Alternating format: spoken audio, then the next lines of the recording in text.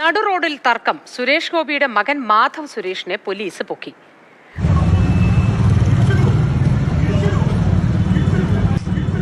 Stop, ചവിട്ടി നിർത്തിക്കോ. വെറുതെ എന്റെ ഭാര്യയെ കൊണ്ട് വെള്ള സാരി ഉടുപ്പിക്കണ്ട. ചെറിയ ചളുക്കാണെങ്കിലും വലിയ ചളുക്കിന്റെ കാശ് ആ ചളുക്കളുടെ നിന്ന് വാങ്ങുന്ന കാണിച്ചു തരാം.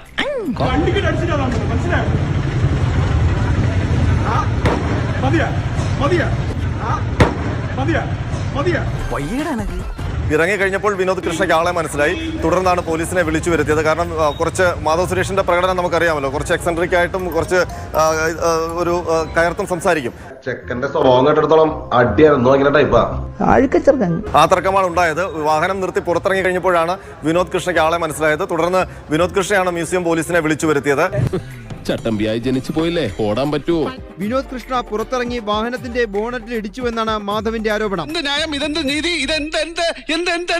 നിർത്തി പുറത്തിറങ്ങി കഴിഞ്ഞപ്പോഴാണ് വിനോദ് കൃഷ്ണയ്ക്ക് ആളെ മനസ്സിലായത്. തുടർന്ന് വിനോദ് കൃഷ്ണയാണ് മ്യൂസിയം പോലീസിനെ വിളിച്ചു വരുത്തിയത്.